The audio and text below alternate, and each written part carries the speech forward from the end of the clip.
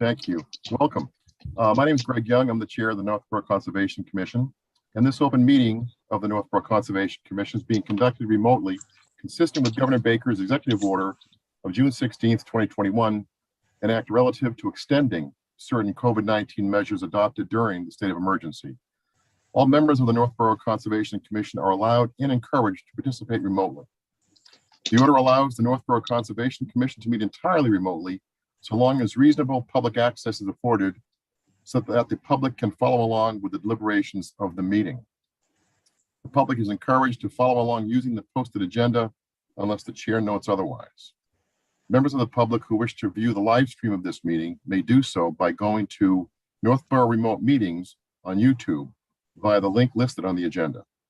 Ensuring public access does not ensure public participation unless such participation is required by law.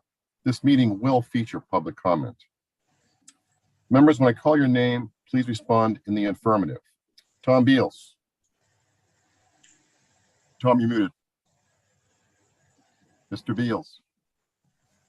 We'll move along, come back. Dan Clark. Here.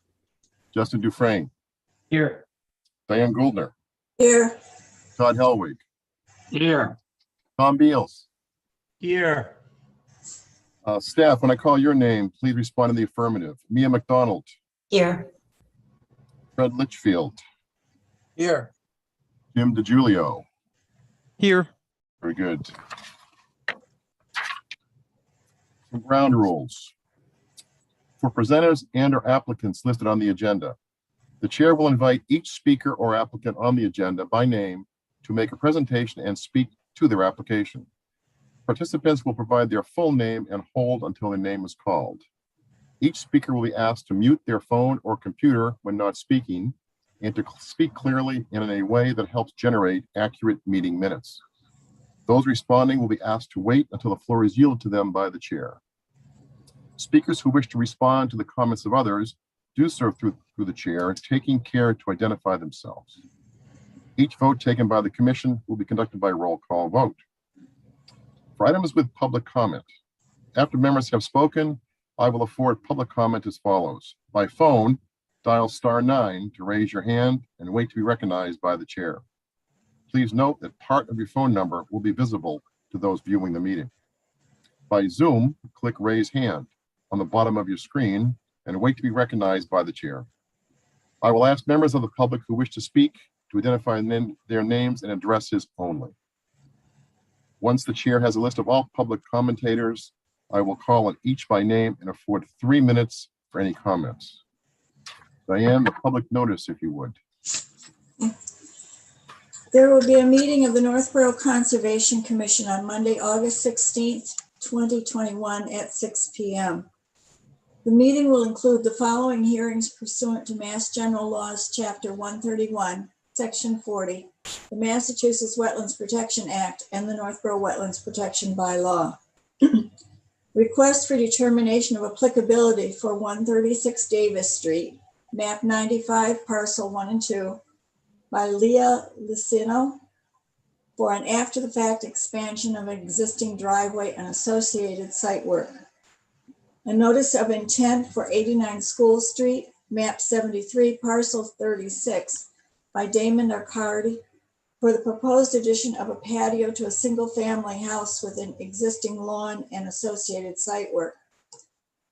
Notice of intent for West Street, right-of-way by Brant Viner and Margaret Harling for proposed extension and construction of an 8-inch water main and associated site work.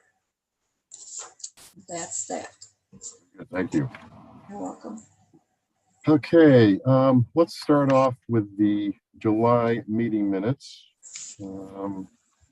Justin, you need to recuse yourself from, or not vote, because you weren't here. So we've got myself, Dan, Diane, Todd, and Tom. Any questions or comments on the July meeting minutes? Nope, I can remember. I move to approve the July meeting minutes. Second. Seconded by Diane. Roll call vote. Dan Clark. Yes. Diane Gouldner. Yes. Todd Helwig. Yes. Tom Beals. Yes. And I will vote yes. Very good. Okay. Stormwater bylaw, vote to adopt regulations. We have some folks here. We got Emily and Cassandra and Fred Litchfield. So Fred, you want to take the lead here and get this moving? Sure, happy to. Good evening. Thanks for having us back again. We met last month and there weren't too many comments. We weren't quite finished. We have polished it up a little bit. We did get some feedback from Justin and Mia, and that I believe each of those comments have been addressed and incorporated into the version of regulations that I believe you all have, whether it's in front of you or not. I believe you all got it. I guess at this point, I think we've kind of talked it out quite a bit, and we're ready to entertain any last minute questions and ask you to vote and approve them. Okay. Let me start with a few questions I have. Okay.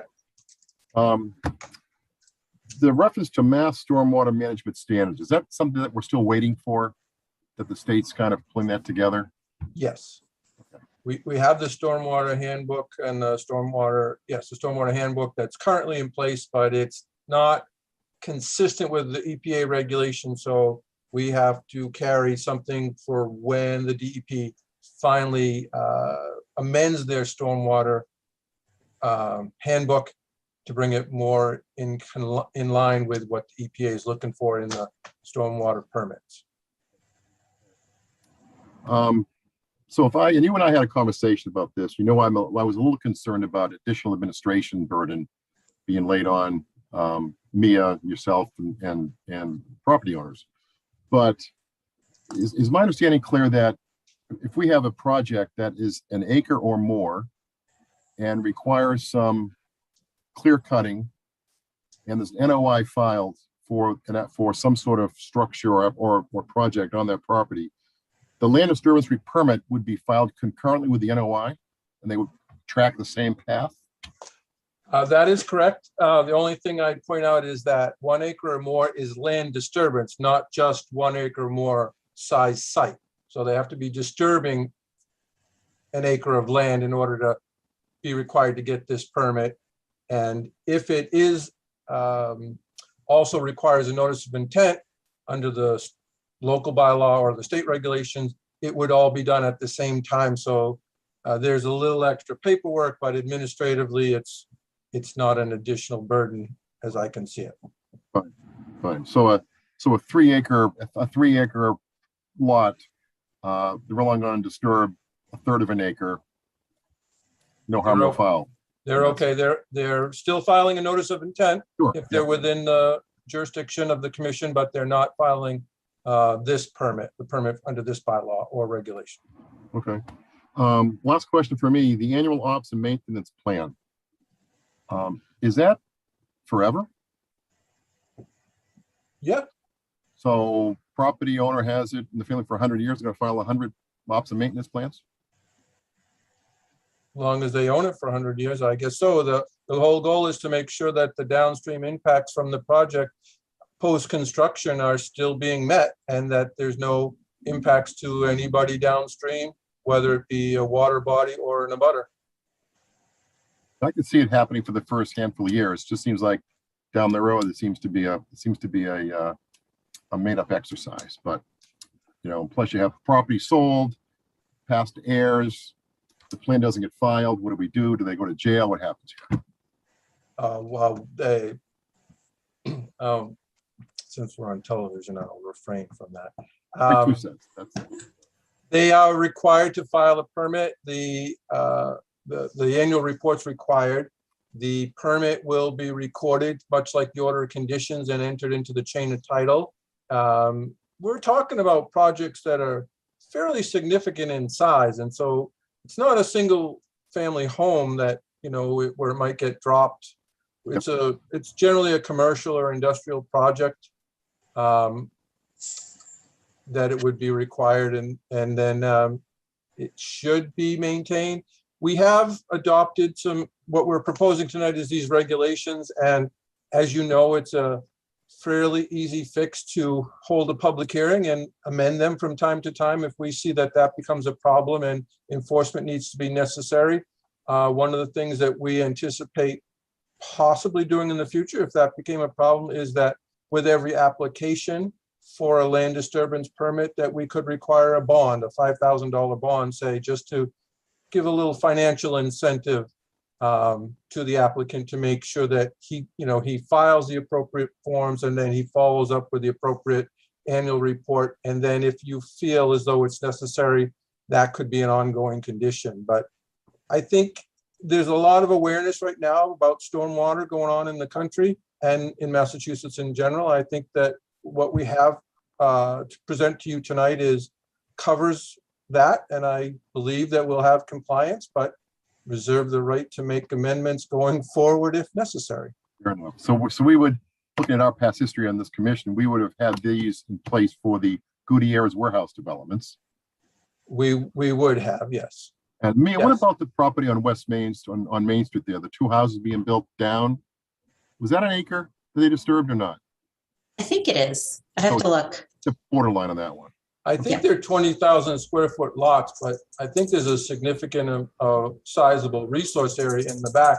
So they may not have triggered that Right. 40,000 square feet. But with the filing of a notice of intent, you would be able to tell and have that disturbed area calculated for you at submission. All I got. Thank you. Okay. Any more questions from the commission? Nope. Nope. Oh, wait, Mia, it's a public hearing. I'm sorry. Somebody had a comment? that was me. Is there some way to put those operation and maintenance plans requests, say on a sign somewhere that would indicate to people going through town that that needs to be done, or somehow make it more noticeable, maybe at town meeting?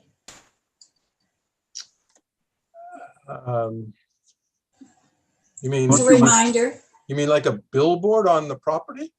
No, I'm saying like the electric sign downtown, maybe just something on there to flash on once in a while, or at town meeting to remind people.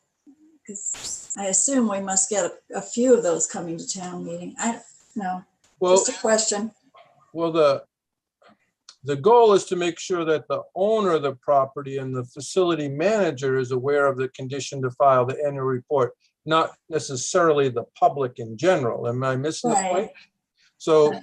No, So by putting it in the chain of title, much like the order of conditions, I think that we get the attention of the facilities manager or the property owner. And that's where we need to focus our attention on them rather than the general public, I guess.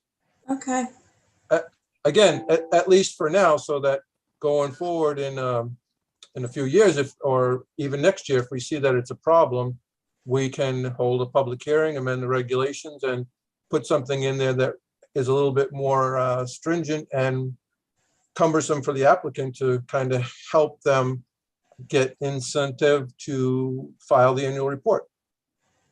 okay. Thank All you. set, Diane? Yes, thank you. Mia, public hearing here. Yes, so we should probably take, I have a question first that I wanted you to consider. Section 9, I think subsection 6 requires a $50 fee with submission of your annual inspection report, and that's with a timely submission. And we were talking about penalizing people and incentives. And I'd like to suggest, but I'd also like to get your feedback. I'm open to either, but I feel like people should be rewarded for submitting in a timely manner. And if they submit by February 15th, it should be free. And if they don't submit by February 15th, maybe a $50 fee. And that, Fred and I were talking about different ways, different incentives. And one of them was that $5,000 bond that after submission of your first annual report, the bond is released. So that gets you in the habit.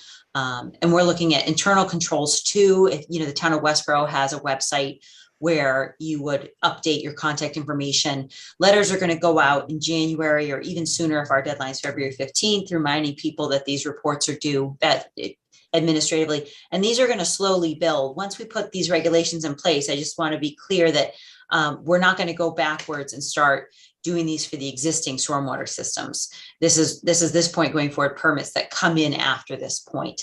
Other housekeeping for existing sites, well, Fred and I will have to deal with that and the capacity of that. But as far as sites that come in, it's from now on, after they're enacted, after they're put in place, sites that are over 1 acre, that's going to start our spreadsheet, our list of people who require those reports. So at first it's going to start small and get larger as the years go by. And we'll be sending out the letters to remind people to submit those reports. And I'd like to hear what the commission has to say, if you don't mind, about that $50 fee. So my comment would be, we should at least be collecting something for a fee for the staff. And if it's late, it should be increased. Okay. I think the other thing we should do is, if they're going to post a bond and submit, we probably should hold that bond for like 3 years. So we get 3 years of consecutive reports before we let them off the hook, off the bond. That's my. Those are good ideas. Comments from the commission? So maybe a $50 fee for a timely submission and a $100 fee for a late submission. Yes. Yep.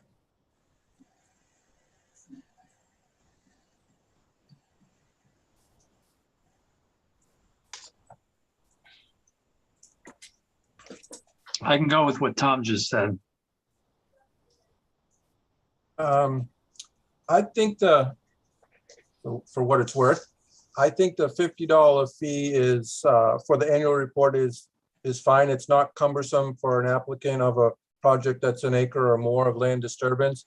Not sure $100 fine for being late is much of incentive. I think we have some language in there for failure to cooperate or failure to file. We have some enforcement stuff that we could do for various amounts of time. I think, again, what I'd propose is maybe keep the $50 fee just so that there's something that comes with the application. It can, if the commission's all opposed to that, we're okay with it, but I would say leave it in and then and see how it goes. And if in fact that we do find that submission of the reports are not coming in a timely manner when the first permits are due at the end of the year, then I think we hold a public hearing and we require that bond. And perhaps, as Tom suggested, we make sure that the applicant is aware that a $5,000 bond or whatever the value is determined to be at that time is held for 3 years so that we get a couple of years of compliance under our belt. So the annual report, as I understand it, is a fairly new component to the stormwater regulations. I'm not quite sure how all the other communities are dealing with it. My recommendation would be is that we stand pat with the regulations as they are and then wait to adjust as we see necessary.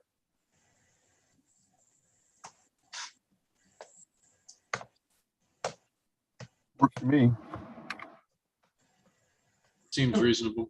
And we can condition that bond on sites. You know, it doesn't have to be in the regulations. You can add it as a condition of the permit if you feel like you want to do that 3-year bond. Well, there's a couple of things that go into play in the permit. One is you can have a bond, much like the earthwork board does, for during construction. And then this bond that we're talking about is to ensure compliance with the annual reporting later on. So when we're issuing the permit, we may not, I'm sure you're going to get people that are intending to cooperate at that point. It's not until 12 months later or the next February when the report's due that we may find some resistance or avoidance to file an annual report. But certainly you have the full latitude to add conditions that you feel are appropriate when the permit is before you, the application. Any more questions from the commission? Let's see if we have any. So, yeah, Fred, I guess the one question I have is, do we have the option, obviously, based on the scale of the project, to require a bigger bond and then a bond reduction after it's complete? And just hold that, you know, like a 5,000 for the, like 3 years. I believe we have that flexibility. We also have factored in there that if it's a very large project, say perhaps like we had at the shopping center where Wegmans is and BJ's, we do have the ability to have an outside consultant come in and do the review for the commission and offer their thoughts rather than doing it in-house. We're set up to have a $250 fee for every application, in-house review unless it's deemed too big, too large, or burdensome at that particular time on staff, so that in that event, we can then go out and then we can also, as part of that peer review, have a bond recommendation for the size of the project. And I would expect if it's sizable and it's 100 acres or something like that, although there aren't that many tracts of land left, there would be a phasing plan, and then we could work a bond. The phasing of the bond could be incorporated with the phasing of the construction as well. But again, you have all that flexibility once you have the public hearing and to see what's before you. I think in general, what you're going to have is maybe 1 or 2 of these applications per year that might be beyond what you would normally get with the Wetlands Protection Act and the local bylaw. So could we do the kind of same concept that we do for earth removal in calculating the bond based on disturbance? I believe we can, as well as the critical thing on this permit is the stormwater system itself, making sure that it's built appropriately in the bond to make sure that it's built even before at the same time as the land disturbance has taken place. I think we have that flexibility, yes.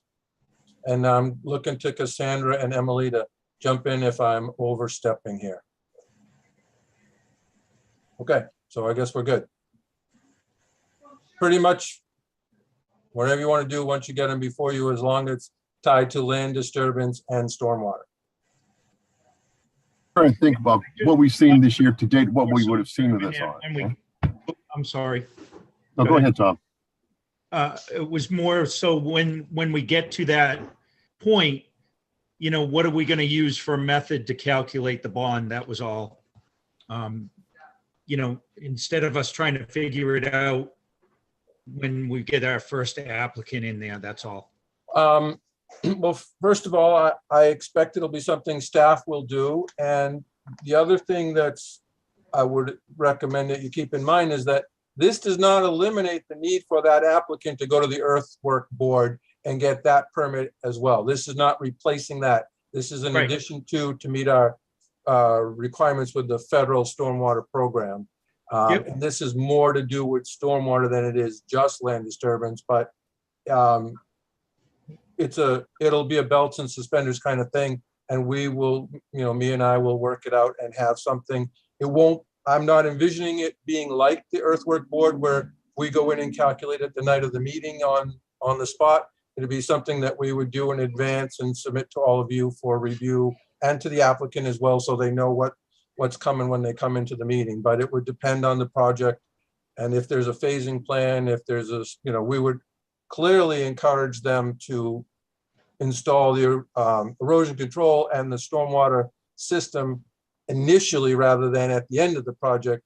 And therefore you could bond a higher amount initially and then give them money back as soon as that's done, and kind of, return it in phases so that they're, ultimately only holding a few thousand, depending on the size of the project. But we can use the bonding to help incentivize them to do the right thing and put those stormwater basins in and do the overall drainage in the summertime and late and early fall, so that it's prepared for the winter time, depending on when the project is before you.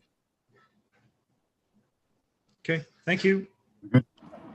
Fred, what I was going to say is I think the only project we've seen to date here that might trigger this would, and it would be grandfathers, we're not going to do it, would be the maybe the development on West Street. Yes. Maybe, because there's of the most recent ones, that would probably be more than an acre. And again, what we would do is we would require them to file their proposed land disturbance area with their notice of intent and with their application for the land disturbance permit. At least with the notice of intent, they could say, well, we're only disturbing, 39,000 square feet, and here's how we justified it. And it comes with the NOI, and then you look at it, and if you agree, great, you issue an order of conditions. If you don't agree, you send them back to modify it and get the land disturbance application into you right away. I don't see any hands up or question from the public here. It looks like that's done. What are the next steps after the vote here tonight? We will print up some regulations and start putting the word out there. When me and I participate in many development review meetings, very few applicants, although it does happen occasionally, submit an application without first talking to one of the staff members. If that were to happen, if somebody were to file and wasn't aware of this, we would give them a call and make them aware of it. We are working with our consultant, get some applications put together, standard permit package and how it would be worked in with the order of conditions. So we're working on that paperwork administratively now and should have it before the first application comes in. I'm not aware of anybody who's in the pipeline directly right now that this would apply to, but there's always people out there looking at stuff that we don't know about as well. But we generally hear about it before it gets submitted, and we'll relay the message that this is required going forward right now. Okay, thank you. All right, we need to vote here. So we need a motion.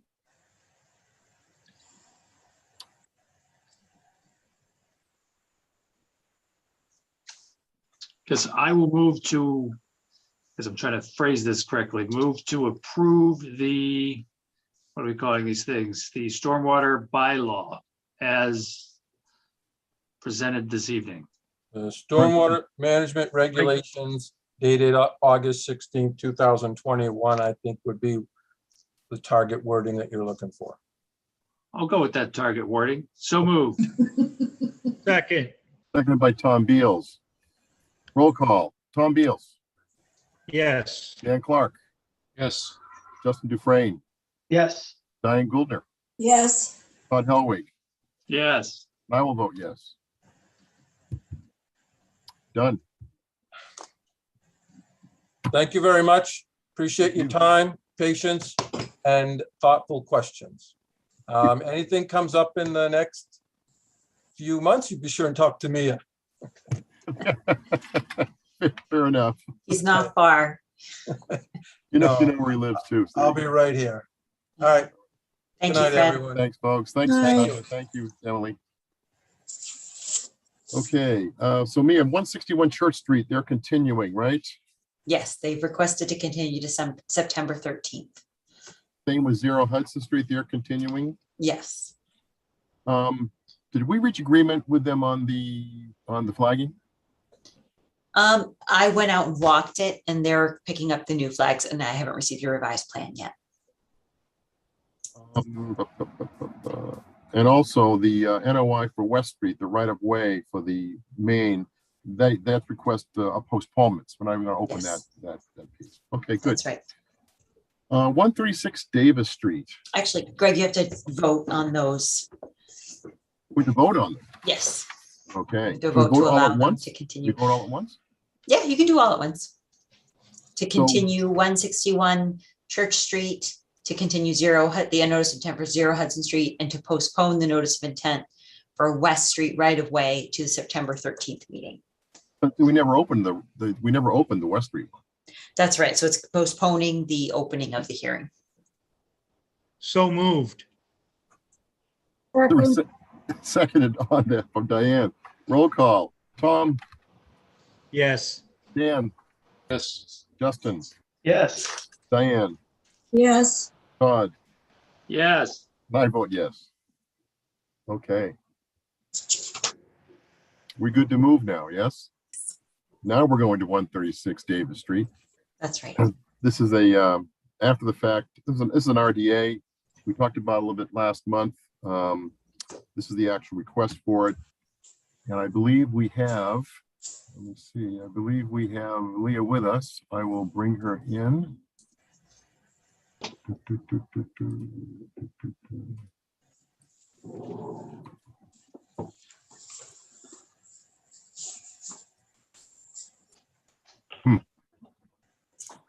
Hey, Jim, I'm not able to bring Leah into the meeting. Sorry about that. I just ended the Board of Selectmen meeting, so I am promoting to panelists and I don't see it moving either. Oh, Oh. there we go. There we go.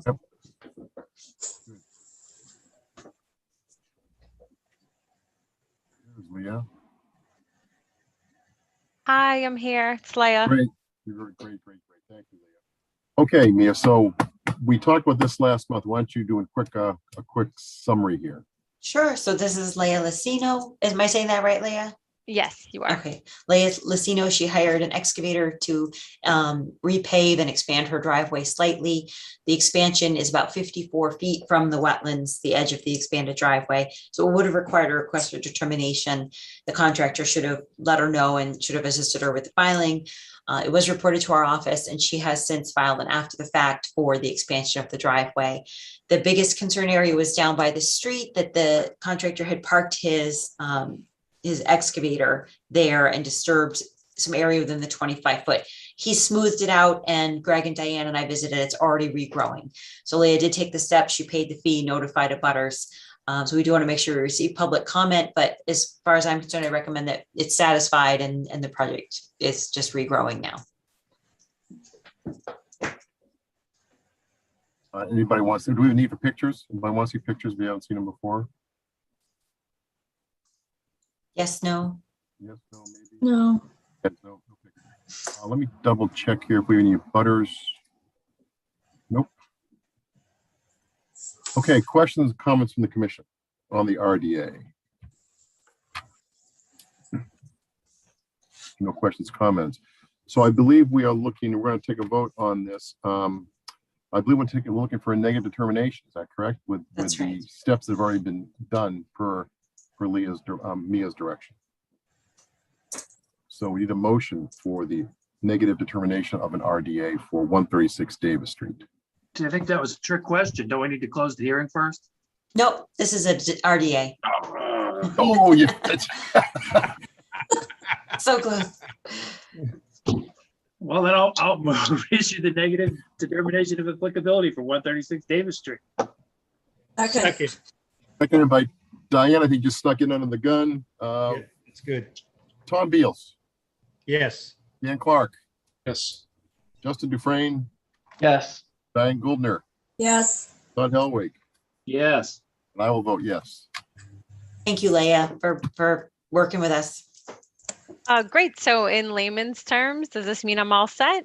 Yeah, you'll receive a copy of the negative determination in the mail. If you have any other work over there, just give us a call and I can let you know whether or not it needs a permit. Absolutely. Thank you so much, Mia, for all of your help. Thank Leah, you. there's one more thing you have to do for us now that you have this. Anytime you see a backhoe in anybody's yard, you call me or let her know the address. Okay, I'll keep that in the back of my mind. Very good. Okay. Okay, thank you. Thanks Bye, for working everyone. with us. Appreciate it. Thank you. Okay. Yeah, it is growing in pretty well. It does. You did a good job on that. Okay, we're going to talk about 89 School Street now. And I do believe we want to bring in, let's see if Mitch is with us. Got a consultant. It must be Mitch. Yep. And then I see Arcadia Financial Group. Is that the applicant?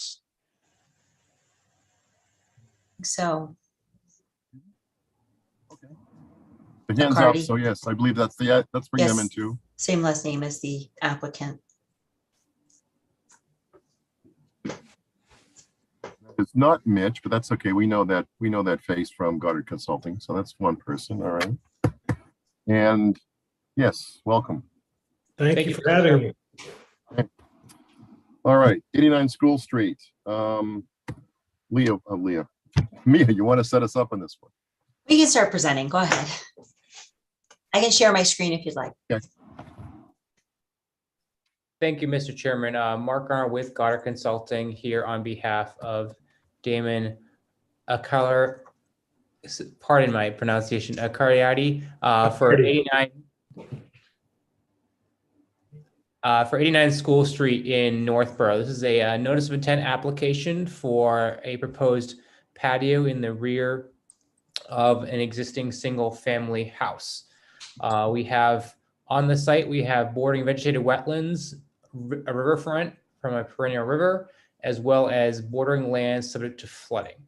So those resources were delineated by Goddard Consulting. We prepared a plan for the commission showing the wetland resources along with the riverfront, and then interior to the wetland area, and I believe on the edge is BLSF, based on a no floodplain elevation by FEMA.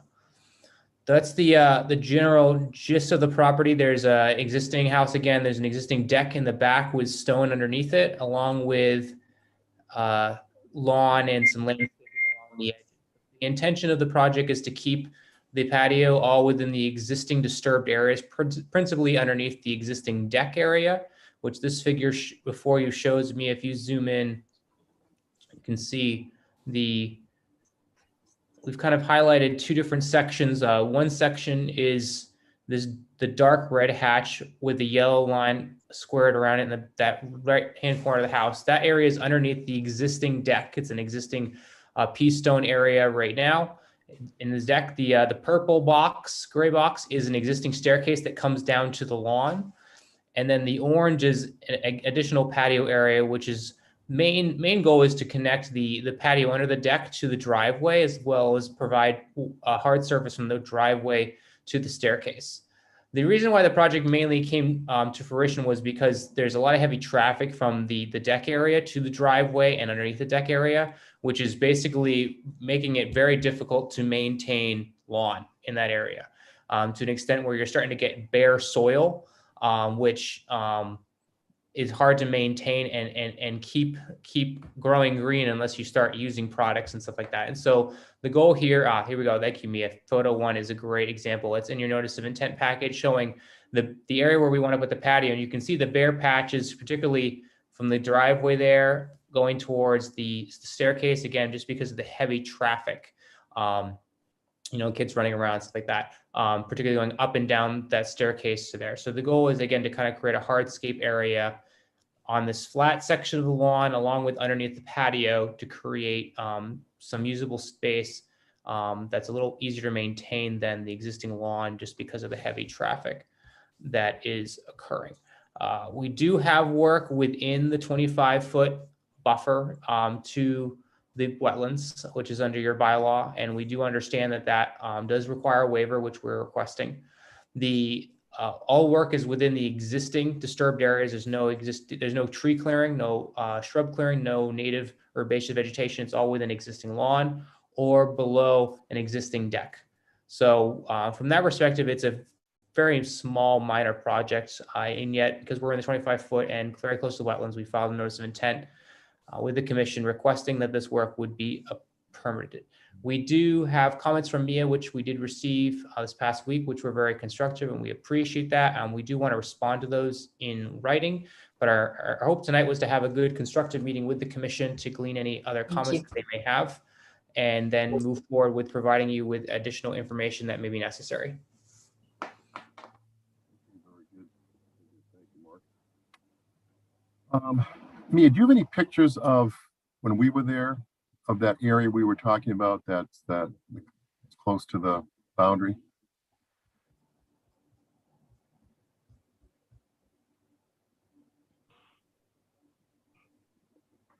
Let me get those up.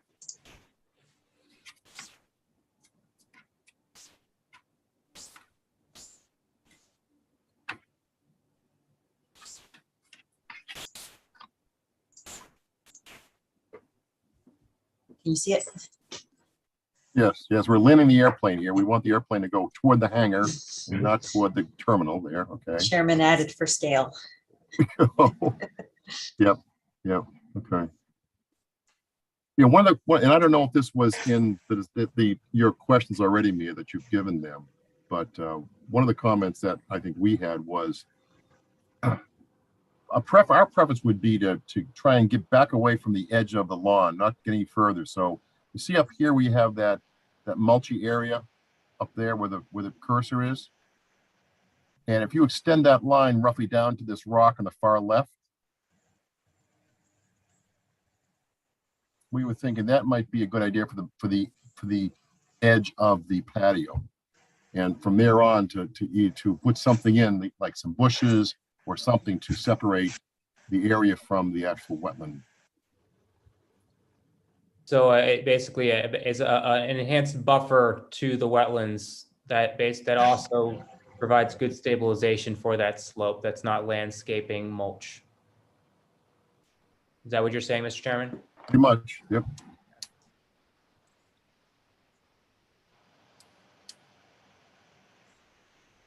Yeah, I'd agree, Greg. That was kind of one of my first thoughts, was if we could just pull it back from that slope that dives down there a little bit, just, give us a little bit of room, and then put some native plantings or something in there to kind of keep people away from that edge a little bit more. I don't think it has to sacrifice too much of the patio, but maybe just pulling it back a little bit just to provide that buffer. It looks like only to be a couple of feet from here, maybe 3 max, but Does that area need to remain grass back there that you're talking about? Or can the grass be removed and plants be put in? It'll be hard to get a mower back there. No, I think it'd be better to get rid of the grass, right, Greg? Get rid of the grass and get some native plantings instead of the grass. Yeah, that way you don't have to maintain it or anything too. Just kind of let it naturalize a little bit. Perfect. like almost like an extension of what you have up there before. Would bring that down, and you have some planting, then maybe some mulch in between the planting and the grass. Sure. And rocks. I mean, almost just bring that line down. Great. That was my main comment.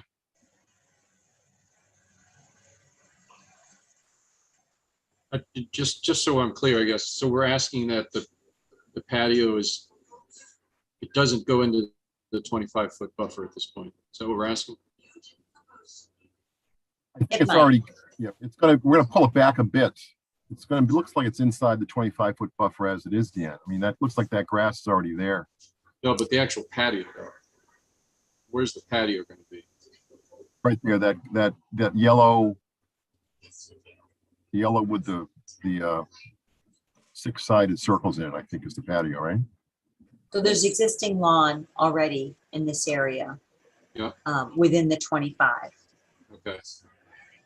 And so, we were discussing not extending beyond the existing lawn. And then additionally, putting a buffer between the natural area that's there.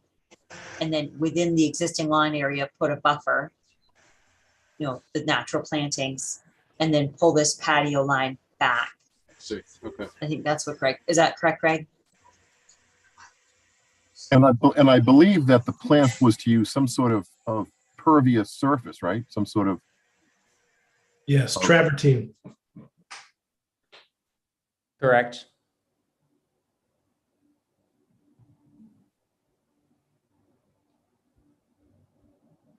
So we would like a spec for that, some type of, it doesn't have to be specific. Once you select it, we can condition that you provide it, because we just want to know for ongoing operation and maintenance that a pervious surface really was selected and is being maintained. Absolutely. We can definitely provide that detail on the plan.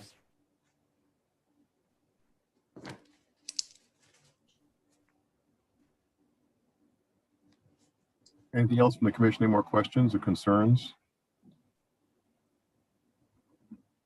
I guess my only comment is I assume that we're going to approve a waiver to the setbacks, which it's not really a structure. It's just a patio. So I'm okay with it. And it's already pre-existing lawn area. If I can, there are a lot of overlapping resource areas here, and your current setbacks 25 and 35. In the past, you have allowed, we've had some septic replacements and driveways that were already pre-existing within that 25 and 35. You also have in the Massachusetts Wetlands Protection Act, this would be exempt under riverfront area. Conversion of lawn to a patio would be an exempt project. So you do have work here, you have site work within the riverfront area, and we do have the local bylaw. So it's really what we need to look at. And then as far as your waiver, in the past, the precedent has been that you allow a waiver within the 25 or 35 with mitigation. And I do believe that those plantings, conversion of this existing lawn into plantings, which would provide a buffer between the patio and the natural area there, the wetland beyond, would provide that mitigation. So you'd be following with what you've done before.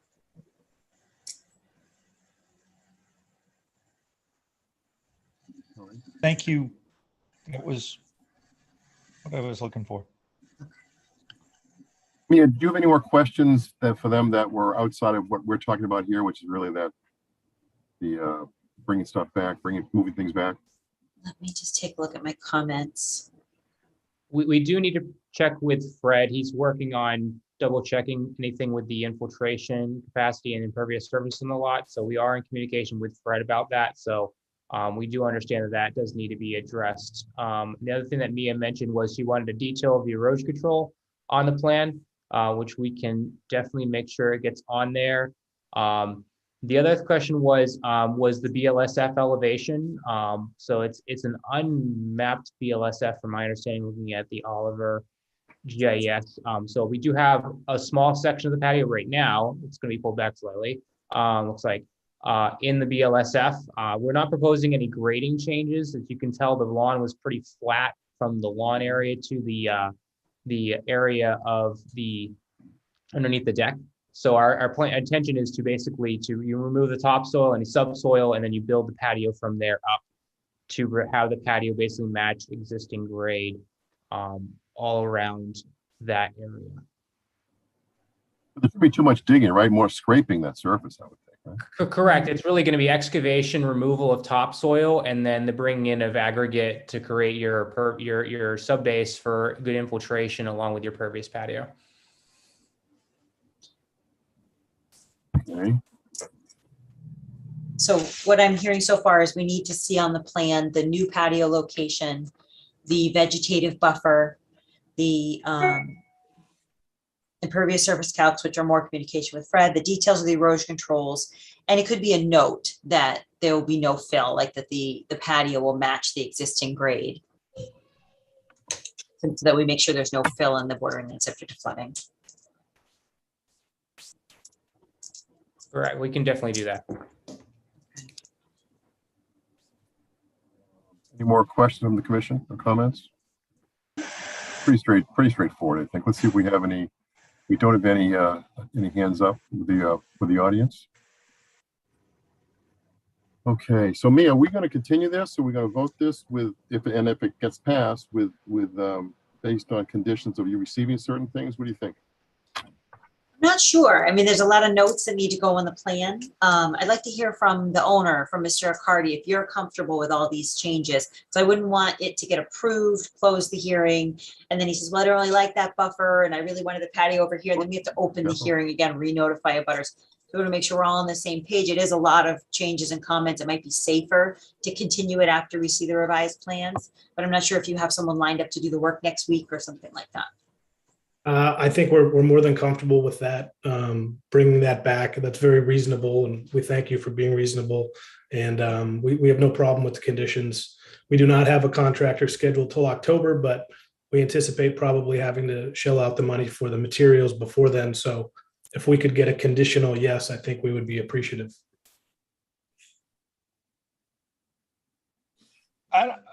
My personal opinion is I don't see any problems with it. But I would like to see it continued so that we have the full plans. That's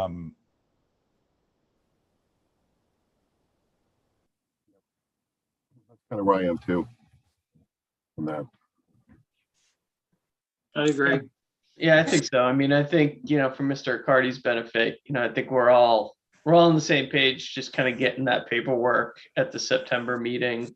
So I think, probably comfortable just lining up your contractor and stuff like that. We'll hopefully button this up in September. Thank you guys very much. Worries. Thank you. Mark, you're clear, right? Mark Arnold, you're clear what has to happen Yep. Yeah, I got my notes. We should be able to make those changes. And again, Mumia will communicate with you to make sure that things are spot on. Okay, we need a motion to continue to September 13th. I so move that we continue until September the 13th. Second, Roll call. Tom Beals, Yes. Dan Clark, Yes. Justin Dufresne, Yes. Diane Goldner, Yes, Todd Helwig. yes. I vote yes. Thank you Okay, so much. Have a good night. Thank Thank you. you. thank Thank you. Thank you, Mia. Thank you. Talk to you soon. Bye. And Greg, I think Jeff P is Jeff Peters from 4 West Street that we met today. yes. I want to bring this up in the agenda. Let's bring.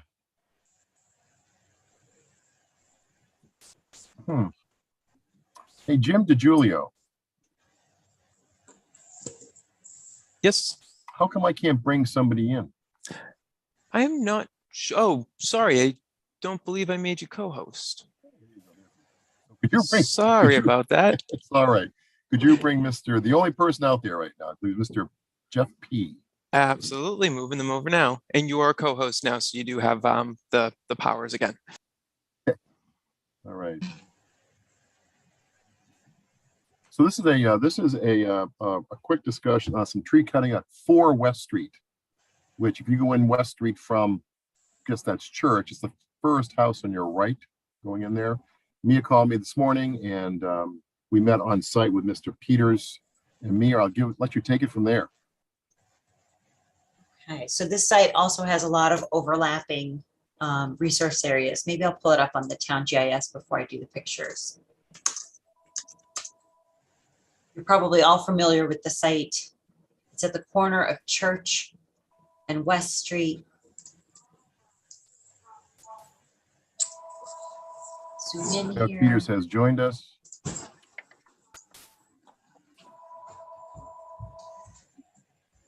So it's this site here at the corner of Church and West. There is a perennial stream going through, so the entire site is riverfront area. Let me show you the aerial, and you can see a lot of it is vegetated, this whole corner, and the house is over here on West Street. And you can even see some of the dead trees in this picture. So under a normal circumstances, your tree policy actually still says 15 feet. Any trees within 15 feet of the wetland. We touched on that briefly when we changed it to 25, and you had chosen to stay with 15 because you want to allow homeowners to manage their trees under administrative approval, that every single hazard tree that comes in shouldn't have to file a permit. And so under the administrative approval, I can allow a homeowner to remove 2 to 3 hazard trees as long as they're 15 feet from the wetlands. So in this case, Mr. Peters has found 28 hazard trees. And I did walk the site with him, and they're all 15 feet from the stream and any bordering vegetated wetlands, but they're all within riverfront area. But I would like to show you the trees because this is something, if we had done 2 or 3 trees at a time, each one could be administratively approved in clusters of 2 to 3.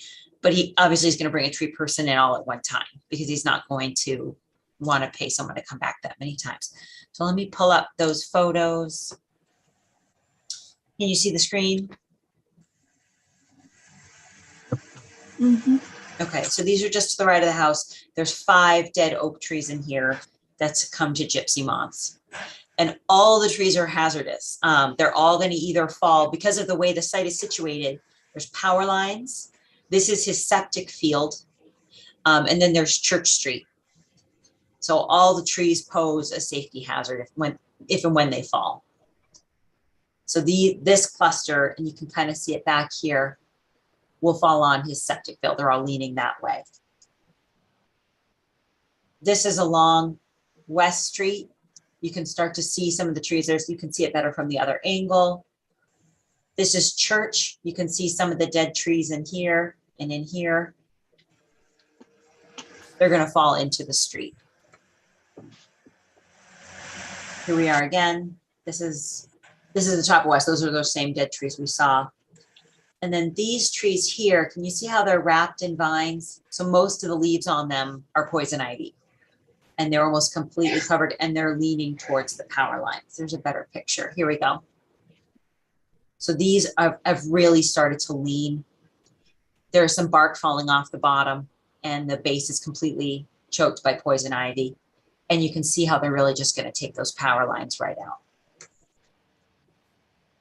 There's another picture of the same grouping.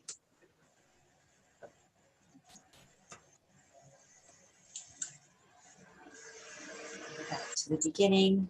This is a close-up of some of the dead trees within. They're still over 70 feet tall and will make it. So I'd like to recommend an administrative approval of all 28 dead trees with at least half left at 15-foot snags, dropped in place, and no equipment entering the wetlands.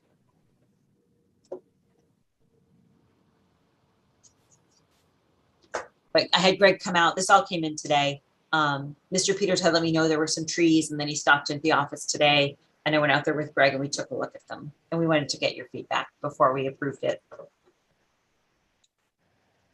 I would approve it. I did the same thing about when the gypsy moths were around, we took out, I think 8 trees that were mostly the oaks. There's still one back there my neighbor hasn't taken out, but it's on his property, not mine. Mm-hmm.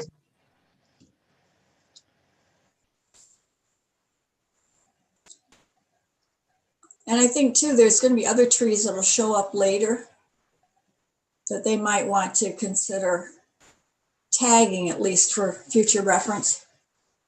And he's not proposing any installation of lawn or clearing. He plans on leaving the wood in there unless the stockpiling becomes excessive, and they'll be dragged out by hand.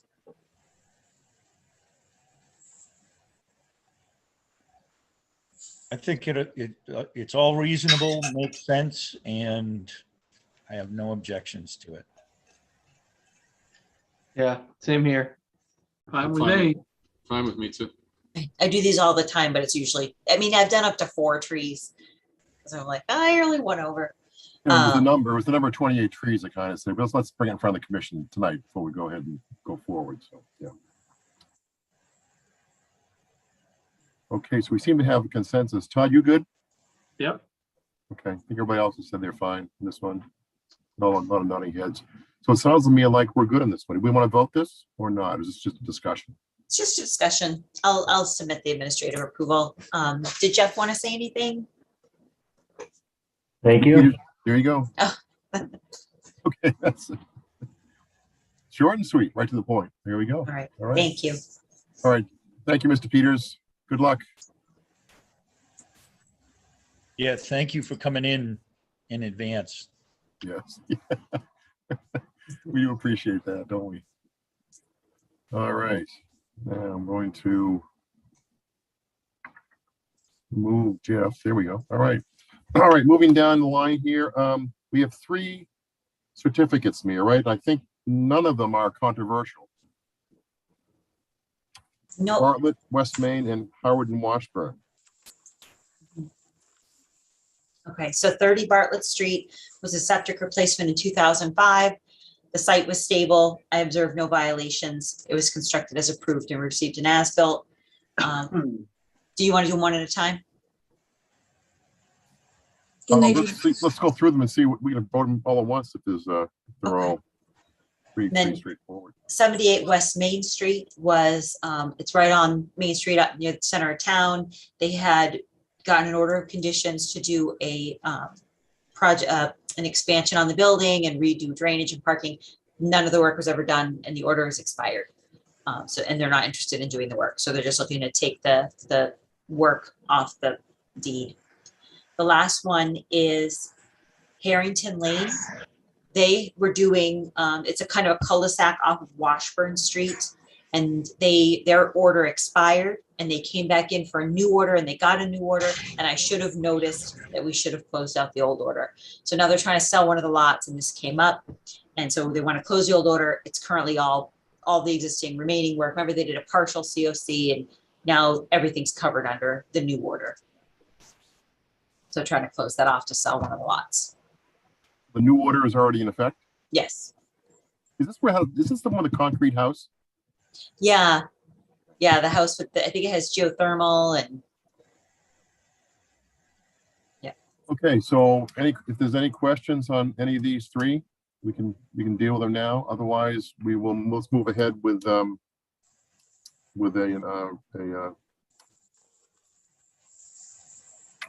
for 3078 and Howard Marshall all at once, right? So moved. Second, And by Tom. Okay, we're voting on the three of them. Tom Beals, yes. Dan Clark, Yes. Justin Dufresne, Yes. Diane Gouldner, yes, Todd Helwig. Yes. I vote yes. All right.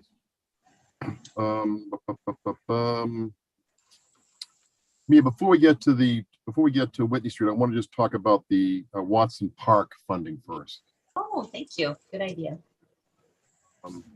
You're looking for some money from the Conservation Fund for paving Watson Park's driveway. I can't remember if I brought this up to you guys before. The Trails Committee brought up that Watson Park was getting a little dilapidated, lots of trash, and it was really getting hard to pave. In fact, Steve Jobs from the Water Department, he lives nearby there. He mows the wells over there, and he also mows Watson. He comes over with the mower, and he brought it up to the Trails Committee and said this park needs some attention. It's owned by the Water Department, managed by Conservation Commission historically.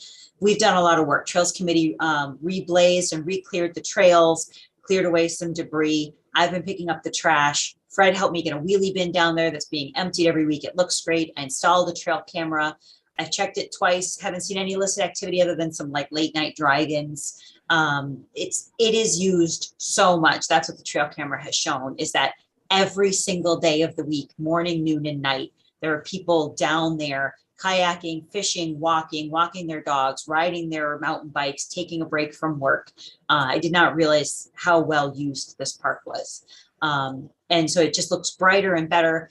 But the loop down at the bottom, there is a state boat ramp that's covered under the Office of Fishing and Boating. And so as part of our agreement with that office under Fish and Wildlife is that they would maintain access to it, or the loop at the bottom. The boat ramp is in great condition, but the loop, Steve said he plows it as well. He plows the wells and he plows the access road and loop. He couldn't even plow the bottom of the loop because it's so deteriorated. I do have some pictures I can show you. And so the State Office of Boating and Fishing has offered to pay for the loop. Well, the access road is also deteriorated. So we would like to see that paved. It's not as bad as the loop, but we would like to see it also fixed. And let me see if I can get those pictures of the road. There we go. Oh, this is me trying to convince the state. So I did convince the state to pay for some of the access road. So the access road is 2/3, the loop is 1/3 in linear feet. State's paying for the entire loop. They're willing to pay for half of the access road. So the total project cost is about $75,000. So the loop's 25, access road is 50. We're on the hook for 25. So we'll pay 25, receive 50 from the state, and be able to pave the whole thing this year. We'd be able to use DPW contracts, just like their tree removal. They have a tree removal contractor. They also have a paving contractor. So we'll be able to go in under the town's contract with them and just pay them. We got a cost estimate from that contractor. It's already bonded, insured, ready to work. We just need $25,000 from the Conservation Fund. This is definitely an allowed use of the Conservation Fund and management, because I wanted to make sure, since you don't own it, but it is an allowed use for you to do operation and maintenance of lands that you manage. You don't have to own them. Where did the money come from? What money? Where did the $25,000 that you're going to spend, how did it get in the account in the first place? So I think it got in through fees that went in, donations, and interest. So it's not CPC money. It's not CPC. See, all the CPC was voted in. Actually, I should say Trails Committee has some money that was voted in for maintenance, but they don't have $25,000. And all the CPC was put in for land protection. All of that is specifically earmarked by town meeting. Okay. fine with me What's- then. That, What's our balance in that fund? Do you have any idea? In the I conservation think fund? it's 47. Let me, That was going to be my question, if we were going to be depleting our account, that's all. this is 9/3/2020. I don't get monthly statements. Let me see. It was, I think it's 68,000 after we paid for Bartlett Pond. We paid for the treatment of Bartlett Pond from it. That does get replenished through, No, well, through I don't think fees, right? so. Yeah, through fees. We'll have to, most of the fees now go into the general fund and then they end up paying my salary, but it doesn't cover my salary.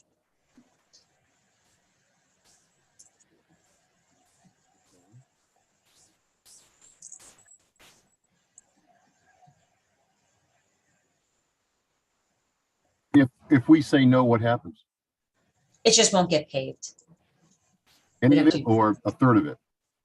I don't think any of it would get paved. Yeah, we'd have to do the whole thing.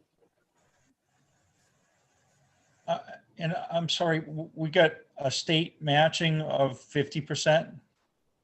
So they're doing the entire loop at the bottom and they're willing to pay for 50% of the access road. And so I ran the numbers by them that they would be paying 50 and we'd be paying 25. And they're willing to do that.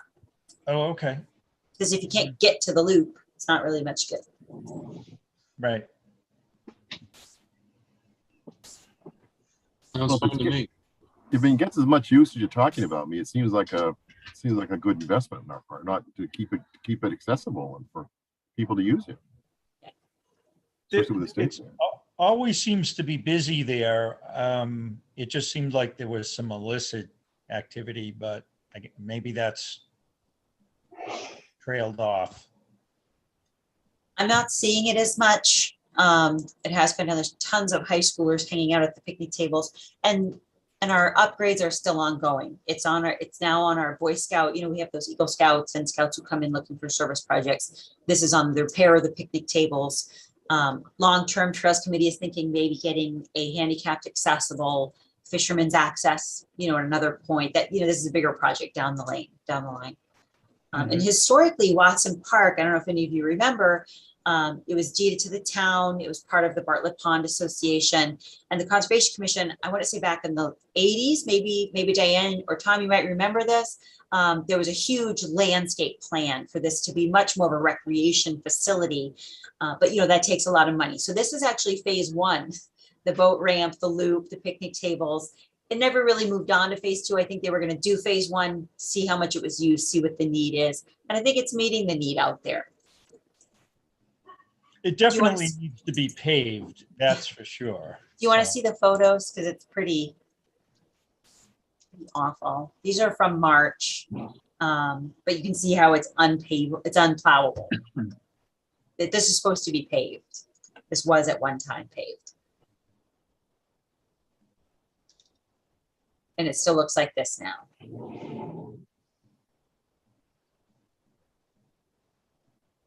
It's practically impassable.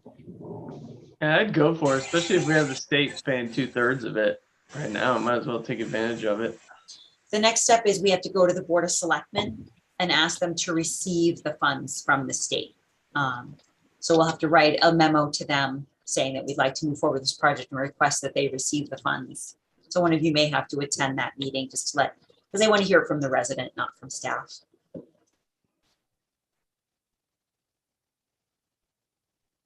Okay, so we want to vote this. Yep, so you want to vote to expend up to $25,000 for the paving of Watson Park. Not to exceed. Yep. Okay, I'll make a motion to expend $25,000 for paving at Watson Park. Second, seconded by Justin. Roll call vote. Tom Beals, Yes. Dan Clark, Yes. Justin Dufresne, yes. Diane Goldner, Yes, Todd Helwig. yes. I vote yes. Thank you. All right. Consideration of the town's right of first refusal for both 429 and 432 Whitney Street upon withdrawal from 61. Open Space dealt with this, was it last week, Dan, or the week before? Recently. Dan and me were both at that meeting, so and did everybody receive a copy of the letter? There's also a letter from that. Let's see. So questions, comments to talk about, do we want to recommend some sort of action or inaction on, let's start with 429 Whitney Street. I mean, that's the one we know about, right? That's the one that's had the violations before it and all that. And the Board of Selectmen is looking for some type of memo or letter of recommendation from you.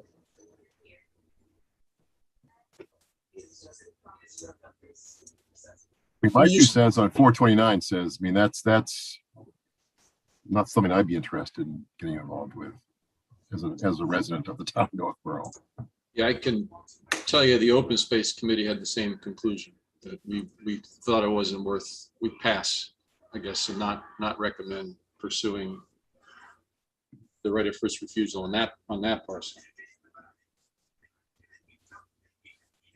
I mean, we had there's P&Ss in place for both parcels. Is that correct?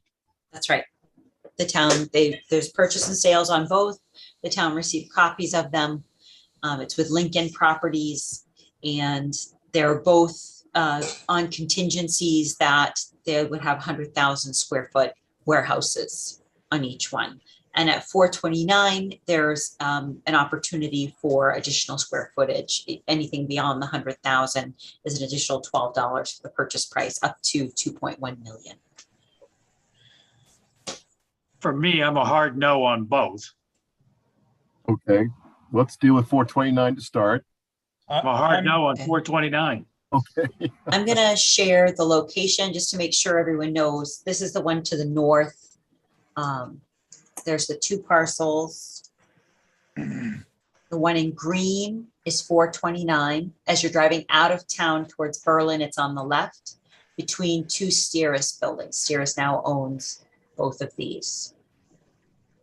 And then this across the street is 432.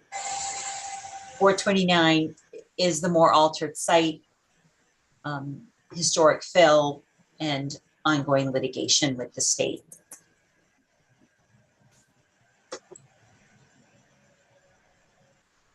Yeah, I think most of us on the commission know the sites pretty well, so.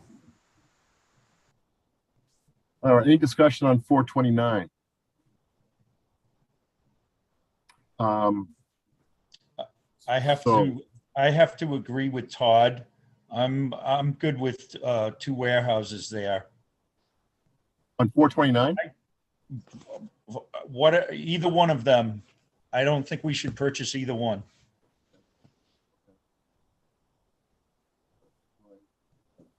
Well, my feeling is I'm against, I think 429 would be foolish. I'm not really enthralled about 432 for a number of reasons on that one. I don't think it's a great piece of property for recreation. I mean, I've walked the site half a dozen times.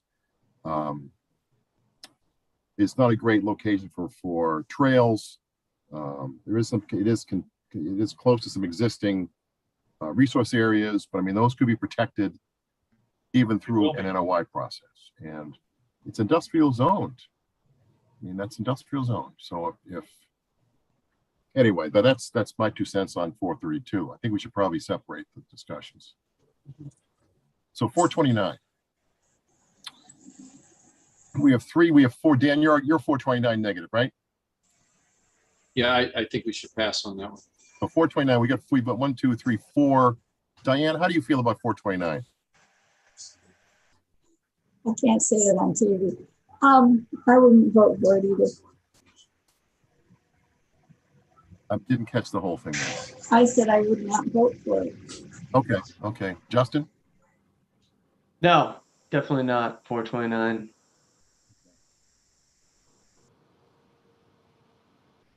And I'm in the same boat, I think, as you guys with 432. Also, I mean, I think we'll get to it, but it's industrial zone land that's in a location where trucks can't even cross a bridge to get onto Whitney Street. So we can't really get much better industrial zone land that trucks can't even drive through our neighborhoods. So for me, I think I'd rather see both of them go to warehouse, to tell you the truth.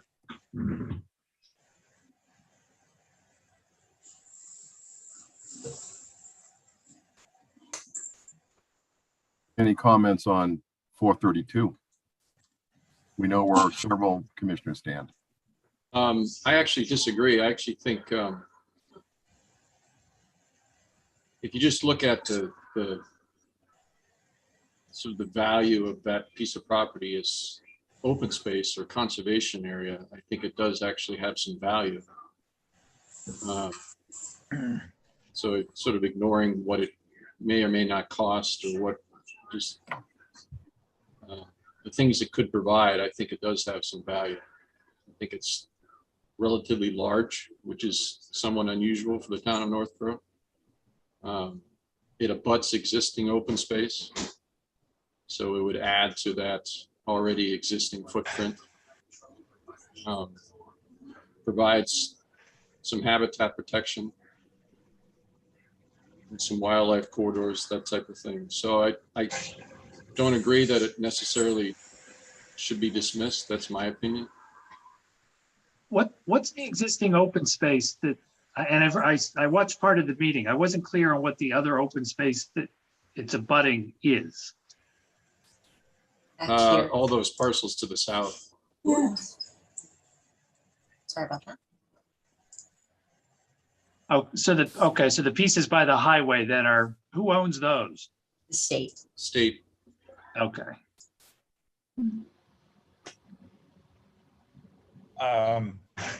You know, even if the back portion of that, I don't think, they're going to be able to do anything with. It's going to be warehouse in the front, and a lot of around the swamp and the pond that are there, they're not going to be able to do anything with. So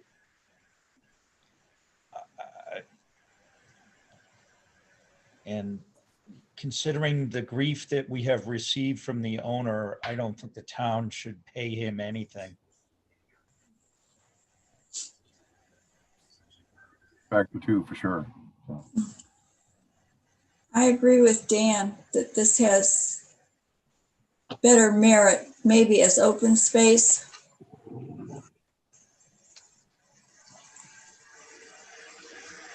Was this on the open space plan? Yes. This is one of the properties. I mean, anything that was open, we have a list of priority properties. Or anything that was chapter land? Yep. So this was this anywhere, was this on a priority list of any kind? It was, they keep a spreadsheet of all the properties that if they go on the market, that we should immediately reach out to the homeowner.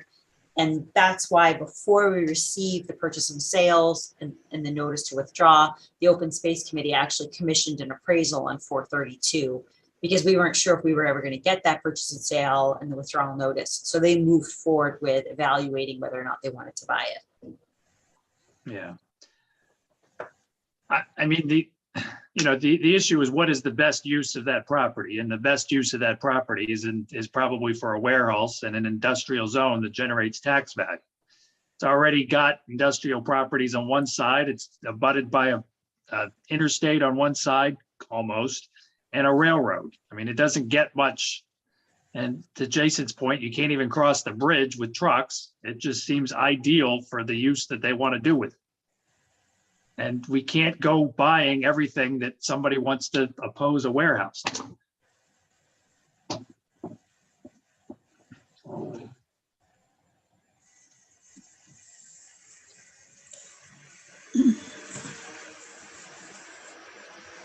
mean, an open, go ahead, Diane, sorry. So one of the things that in that piece of property, I'm looking across the street to 429. Apparently it attracts larger animals, because we've had, or there have been reports of bears, plural, and at least one moose coming into the neighborhood where I live. I hate to see it become another warehouse. They're so ugly, but everybody should have their point of view taken into consideration.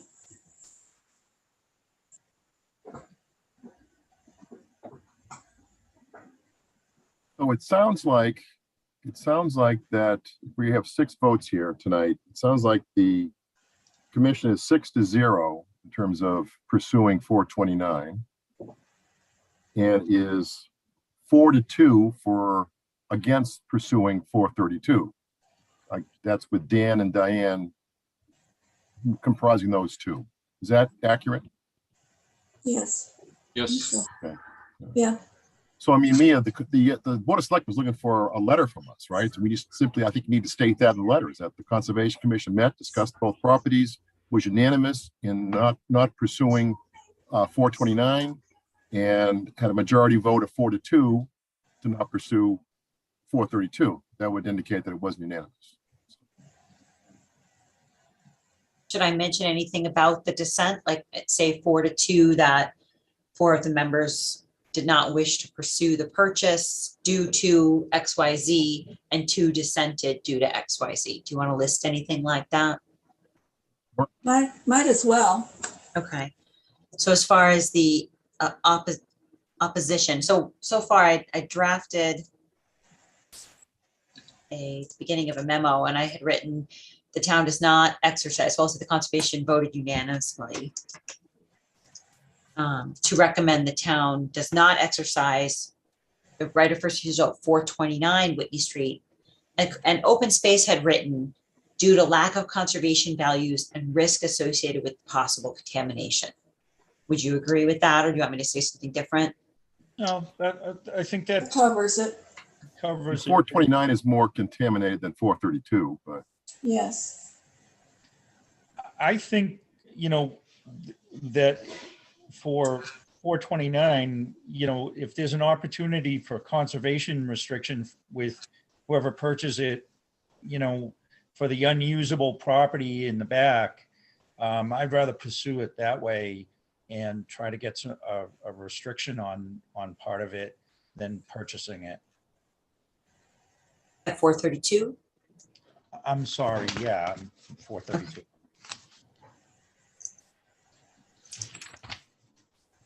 you're talking the one with the piles of cranberries and chickens, or just the ones with the piles of emaciated animals?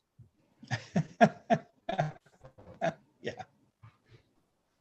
You're talking about 432, the one that's nearest to the existing warehouses, the right-hand side going over the bridge. Correct. On the right. Yes. Yeah, I think there's probably a good opportunity for, a conservation restriction with whoever purchases that. Like we did with Gutierrez, they put in quite a bit of acreage, into conservation restriction to develop the property. I would think that if the movement, if 432 becomes developed, that we would have an opportunity to ensure that the resources are protected. Correct. Yeah, if any CPC money is spent on either of them, then a conservation restriction would be required. And it would be, some CPC would be used. I don't think CPC, the Open Space Committee wasn't really keen on spending any of that 400 grand on these properties. Is that fair, Dan? Yeah, I mean, we certainly discussed the potential cost and sort of left that up to the town to decide where the money would actually come from.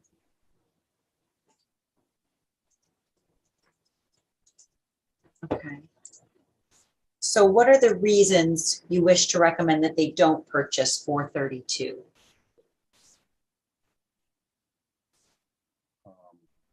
Well, I'll give my 2 cents here. Limited recreational value.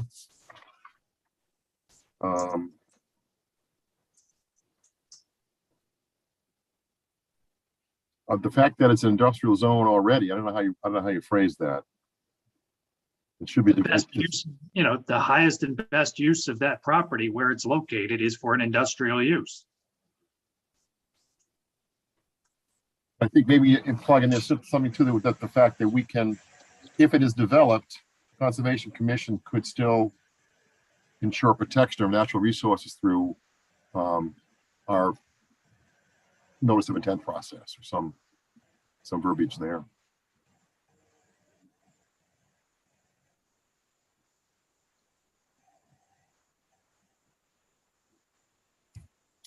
Because I think there is a lot that we can do, right? Is there a perennial stream in the back, right?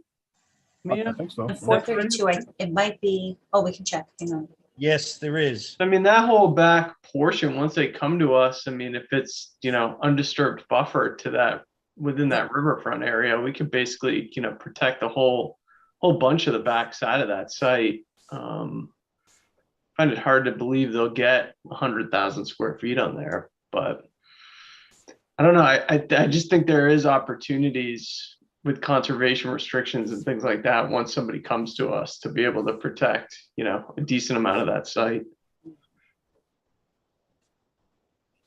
This is the location of a perennial stream on the USGS, and the edge of the property is about 200 feet away, but there are wetlands on the stream as well.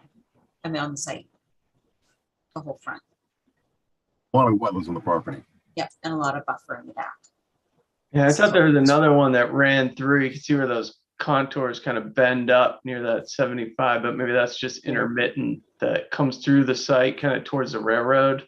I think there might be maybe a little stream. You can kind of see where the drainage kind of comes from that spot on the left side of the railroad. There's like a low spot to the left of your cursor, Mia, where the railroad heads up, or the aqueduct kind of heads up to the north.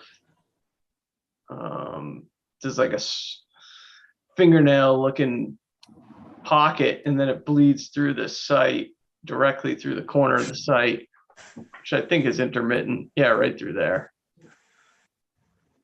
So there'll be a buffer zone off of that, I'm sure. And then the wetlands that show up on this map. So, I mean, there's gonna be a lot of sites that they can't develop.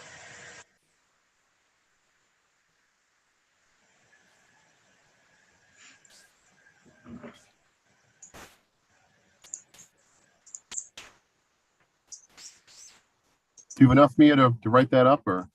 I'd like to run it by you. Let's see.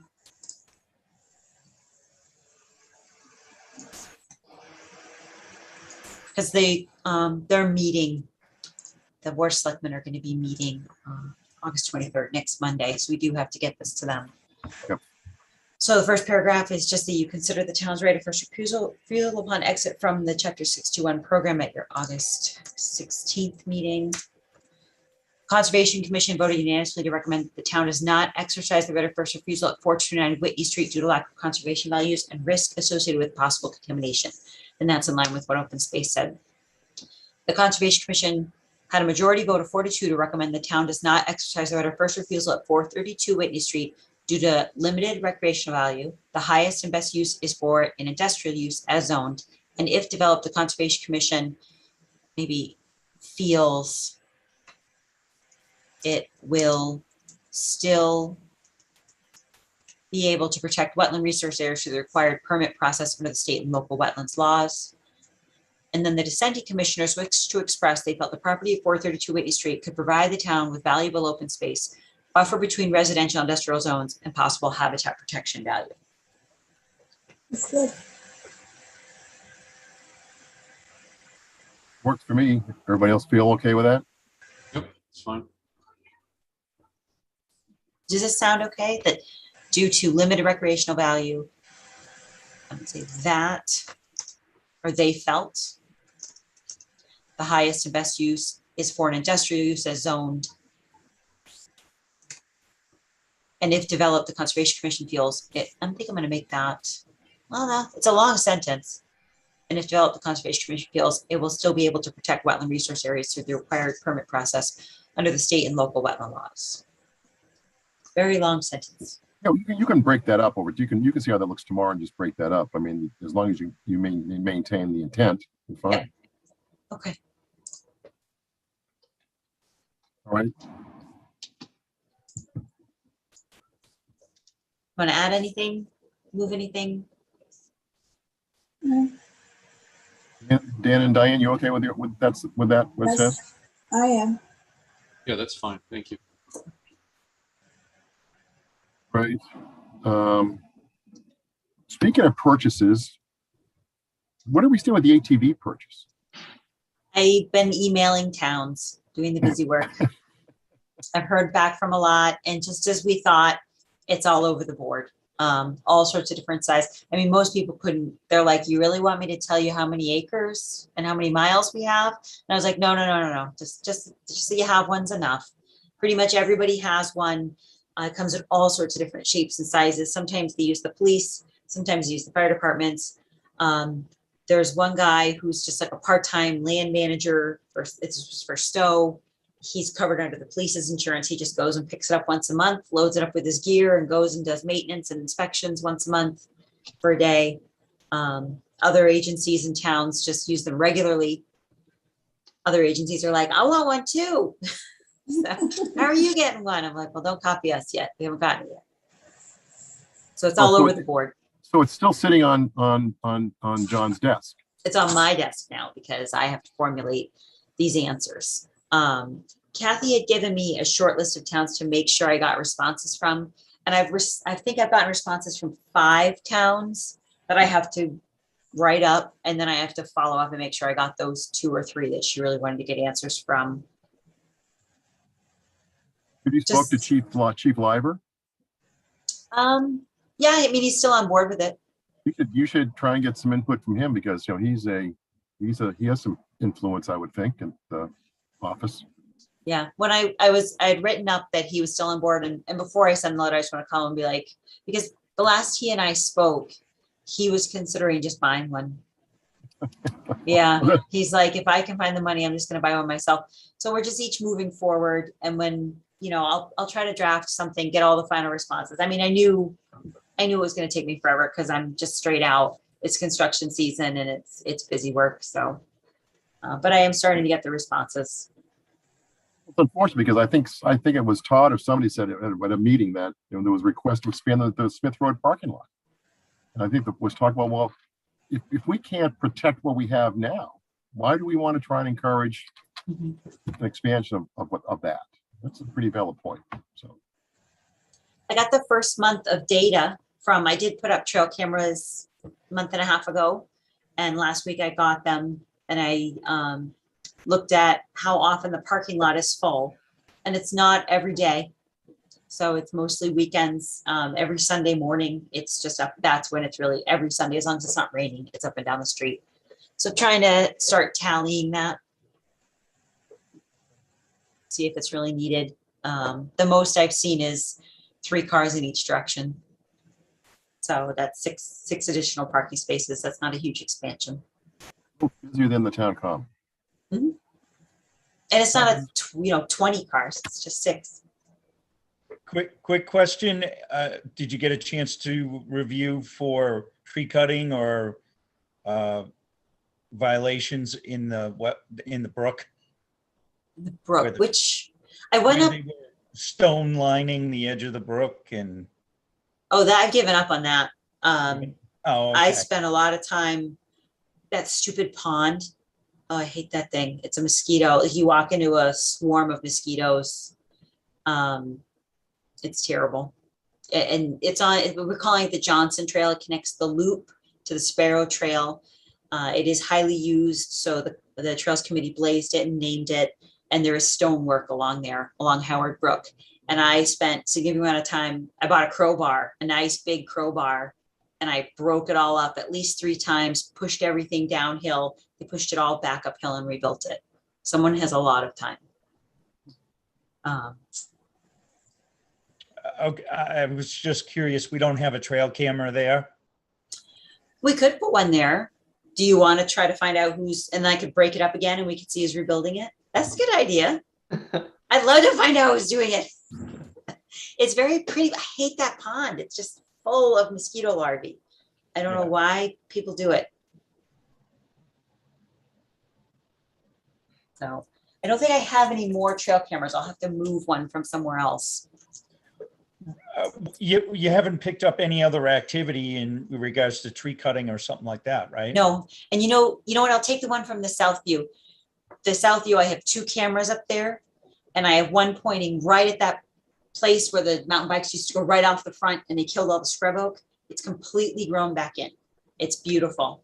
We even Talked have about this. It's clover. because they put it on the other side. I can't find it. I went up there and looked for this other side. I can't find it. You mean I'll- like I'll- in Berlin?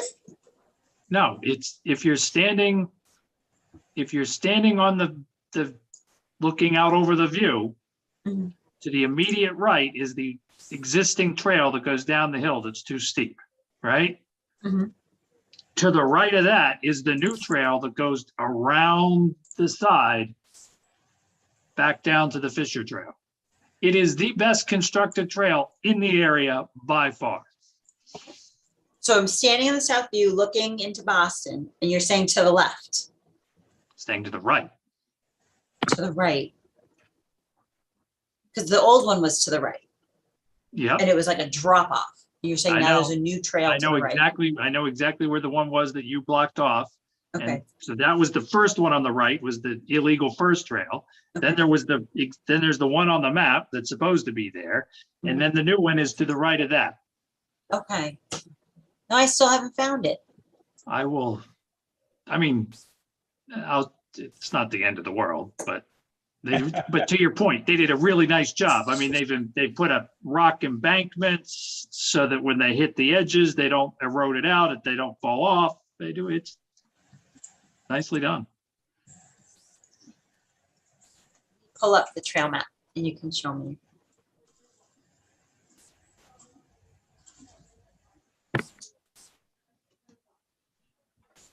Smith. Well, I think we're gonna just push the expansion of the parking lot down the line for now.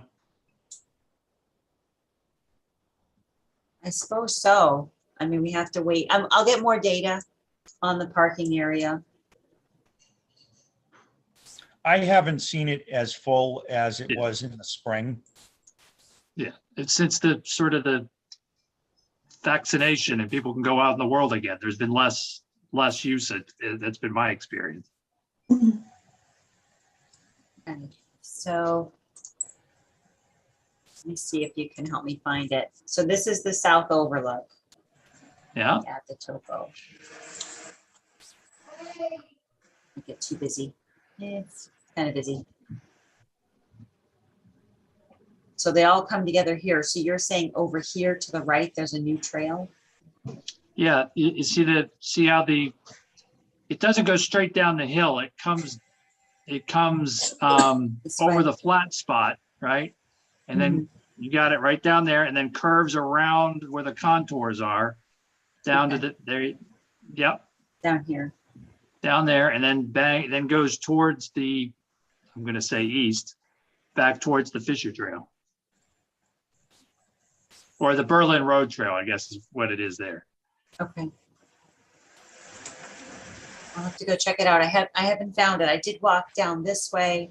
I try to go in one way, like I come in Tyler and go out Berlin Road. Yeah, it's not far from where the intersection with the Vernal Pool Trail is. Okay. But there's no erosion? No, looks good. It's a hell of a lot better than the one that we did. Okay.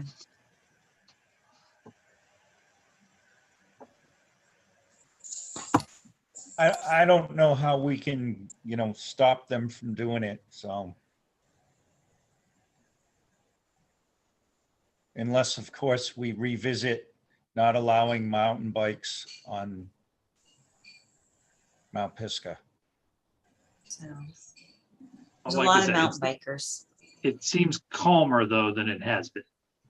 People are going back to work.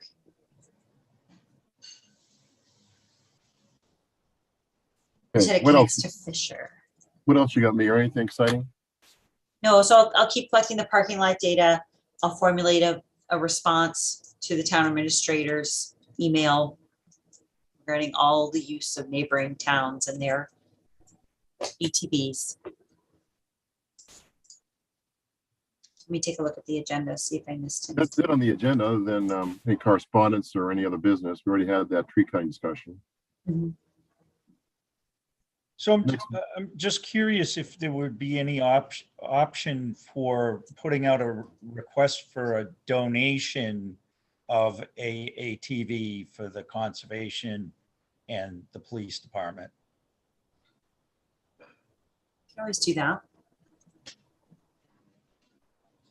I mean, we could list it on our website and just see if there's, somebody out there that might be willing to donate one. Maybe somebody has one that they've stopped using or is in reasonably good shape. I don't think the cost was the issue, was it? No, it's not the cost. And Trails Committee tried to buy a used lawnmower in the town and took issue with it because didn't have a warranty. So I'm not sure if we could get a used ATV because then, we still have to license it and insure it and maintain it. So educate me, if it's not the cost issue, is it political? It sounds political. That It sounds like it's, right. with the police department, not with us. All right. So anyway, so moving on. September 13th, anybody have any known conflicts? No, Vacation season is mostly over. Oh, it is the best time of the year in the Cape. That's okay. We can deal with that. So, yes. All right. Anything else, Mia, coming up? We've got continuations for next week. Next month, we still have zero Hudson, 161 Church, the one from tonight, A9 School. That should be Yes, really we've already short and got four. sweet. And we've got a fifth, 190 Howard Street. That came in. I had to ask for a waiver of the 21-day requirement because it came in just the end of last week. So it's for a pasture. And is West Street gonna be ready? Is the water main on West Street will be ready for next month? They said they will be. I haven't received anything yet. Right. Anybody else have anything they want to bring up? Any observations or? Okay, No. good. Then we need a motion to adjourn, unless Mia has anything. You always have the last say, Mia. No, thanks. I don't have anything. All right, I'll make a motion to adjourn. Second, By Todd Helwig, Tom Beals, Yes. Dan Clark, Yes. Justin Dufresne, Yes. Diane Goldner, yes. Todd Helwig. yes. I vote yes. Very good.